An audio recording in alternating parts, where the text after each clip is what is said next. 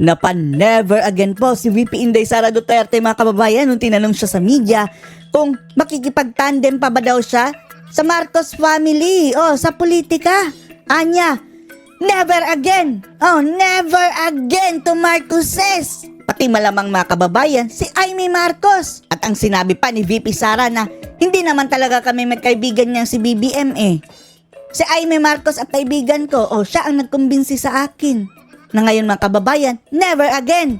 Ibig sabihin, si Amy ang nambudol kay Sara. At nung tinanong si Sara, mga kababayan, na kung sa tingin ba daw niya na may kamay ba si BBM sa mga nangyayaring ito na pag-atake sa kanila, ang sabi ni VP Sara na di na lang kita sasagutin dahil sarcastic ang sagot ko. Panoorin niyo po. Pero kumbaga never again na to team with the Marcoses. Never again. Never again, never again, never again to Marcoses. Amy, junk ka na. Never again. 100%. Hindi kami magkaibigan. Oh. Unang-una, nagkakilala lang kami dahil naging running mate kami. Hindi sila magkaibigan ni PBBM. So, bago pa man kami naging running mates, hindi na kami nag-uusap.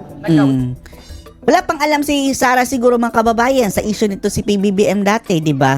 Nag-usap lang kami during campaign at dahil sa trabaho noon, banda ngayon, hindi na kami Pero nag-uusap. kailan po yung last na Ang kaibigan ko talaga si Senator Amy Marcos. Si Amy talaga ang may kasalanan, mga kababayan. Siya ang nangbudol eh. Siya ang nangligaw kay Sara ng grabe. Babaka sakali na baka maswertihan. Baka swertehin tayo. Puntahan natin si Sara. Kilala niya ako since 2012. Pero kailan po yung naging last na pag-uusap niyo po ng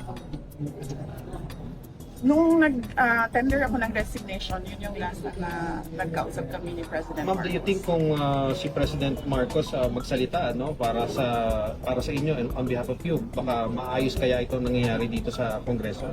Hello! Paano magsasalita yun para ipagtanggol si Sara? Siya nga ang nasa likod, di ba? Silang mga ngagba dyan sa taas, mga kababayan. Ano ba tong reporter na itong pinagtatanong na ito?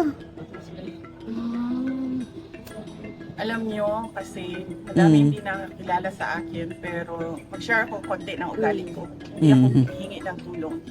Alam yan ng Independent woman. President siya. Hindi ako Sino ito? Patango-tango, hihingi ng tulong. Kaya nga kanina kung nakita ninyo, lumapit ako kay Congresswoman Gloria. At kay Marcoleta, mga kababayan. Yahoo! Good job, Marcoleta and Gloria. Yes.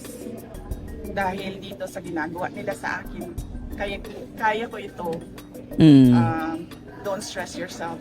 Don't stress Yan din ang yourself. sinabi ko kay Congressman Marcoleta. Kaya pala nilapitan niya si Marcoleta at si Gloria, no? Sinabihan niya na, relax lang kayo. Huwag niyong ipahamak yung sarili dahil pag-iinitan kayo after ipagtanggol niyo ako. Ang lahat ng ito, how are you po? How do you feel about what's happening right now? And you mentioning even about the impeachment complaint or possible. Iniisip ko lang na kapartihan ng journey ko as a government official. Grabing pinagdaanan ni Sara, no? Grabing pang-aapi ang ginawa nila ngayon ng mga kababayan. Ano na nangyayari ngayon? Ma'am, sa tingin niyo po may hand si PBBM sa nangyayari ngayon dito sa Congress? Kailangan pa bang i-memorize yan? Kung may hands mo daw si PBBM sa nangyayari ngayon. Sino pa ba ang may utos niyan? No? Actions against you and the Duterte family. Sa tingin niyo may hand si Pangulo? Hindi ko sagutin yan kasi sarcastic yung sagot ko. Hindi na kailangang sagutin dahil alam na natin. Reporter, nagbulag-bulagan. So, kumusta si Presidente Duterte? Kumusta yung mga advice niyo sa inyo sa nangyayari ngayon na bibi? Okay naman ata siya. Hindi kami nagkakausap ni former President Rodrigo Duterte. Ang update kay PRRD, mga kababayan, ay pinapakasuhan siya ni Franz Castro ng obstruction of justice. Dahil sinabi daw ni Duterte na alam niya kung saan nagtatago si Kibuloy pero hindi niya sinabi sa kapulisan. Kaya gusto siya pakasuhan ni Franz Castro na obstruction of justice. Pero sinasabihan ko lagi yung mga nakapalibot sa kanya, nasabihan siya na huwag magpa-stress sa nangyayari. Tulad ng Oo nga. sinabi din kay Ma'am GMA kanina. Ma'am, may regrets ba kayo na Regrets? sumama kayo sa Uniteam?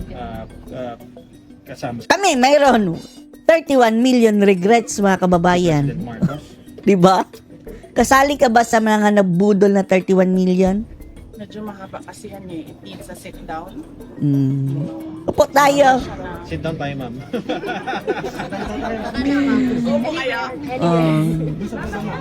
Basihan ba yung sinasabi niya na this is targeted para sa 2028, hindi kayo iboto ng mga tao? May basihan ba yun? Paano na makaisip ba yun? Ano akala nito, reporter? Nagsisinungaling lang si Sarah na umaray siya ng walang dahilan? Siyempre, may basihan yung sinabi ni Sarah eh. Kitang-kita naman, tinatarget siya. O siya ang nagsabi. Yung sino yun? Privilege speech. Yes, yung Ito speech. Ito mataba mga kababayan na mukhang si Tipi. Ano daw, huwag pagkatiwalaan. Mm. Yan ba yung Wag daw pagkatiwalaan si Sarah. presidente? Siya yung nagsabi. Pero kayo ba, tatakbo ba kayo 2028? Noong 2019, tinanong ninyo ako kung tatakbo ako sa... Noong Kailangan mo tumakbo, Sarah, para makaganti tayo. 2020. Nilalapastangan nila ang bansa natin eh. Kaban ng bayan. Kailangan natin silang panagutin. 2017, tinanong ninyo ako kung tatakbo ako sa 22. Noong 2019, tinanong ninyo ako kung tatakbo ako sa 2020. Siguro bodyguard ito ni Sarah, no?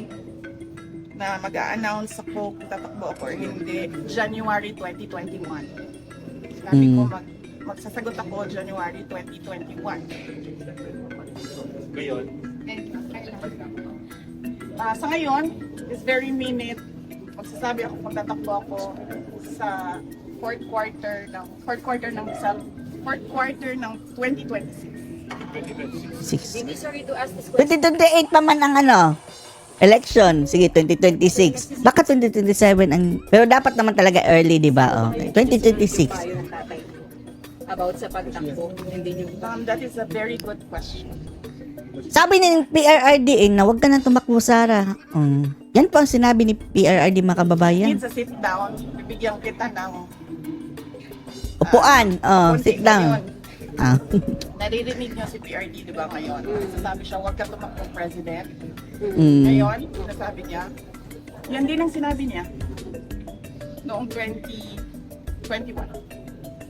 Huwag ka tumakbong president. Run, Sarah, run. Kasi nanggaling na ako dyan, sabi niya, hindi siya madali na trabaho. Maawa ako sa'yo. Mm. He never said na run for president. Oo nga, di ba? Ano ma'am, never again na po kayo to meet with the Marcoses? Never again na ba kayo to team with the Marcoses? Oo, ayos. Pero kumbaga never again na to team with the Marcoses? Oh, never again. Never again. Never again. Never again. Kung Marcoses. Sit down tayo. Ang bilis ng yes, ma'am. May scoop na naman ang media, mga kababayan. Sigurado, ito magwawala na naman si Admiral nito, mga kababayan, dahil nabigyan na naman ng pagkakataon si Sarang sisikat. Tapos yung paiyak-iyak na kuting ko hindi nyo pinansin. Umiyak na ha. Hindi bumenta. Si PBBM paiyak-iyak, mga kababayan, sa speech. Hindi bumenta. last question na lang, you kind of turned emotional when we asked you kamusta ka na kanina and you not asking for help to anyone and even saying Emotional? CGMA kay Kung Ma'am Or. makikita nyo, di ba? Well, kahit asawa ko, Emotional ba yun? hindi ako tao na humihingi ng tulong. Sabihan ko lang yung asawa ko kanina, sabi ko, maghanda ka lang. Kasi sabi niya magluto ako, sabi ko, okay, sige, magluto ka lang for dinner. Magluto. Mabuti pa asawa ni Sarah magluto. Bye-bye, Sarah. Ano masasabi niyo dito, mga kababayan, na klaro na sa atin, ha? Never again to Marcoses. Marcoses ang sinabi, ha? Kasama si Amy. Never na makikipag-team up si Sarah. So, kailangan na po nating ilaglag si Amy, mga kababayan. Baka Trojan horse yan. Kunwari lang. Pero isa rin sa mga nambudol kay Sarah. Anong masasabi niyo dito? Post your comments below.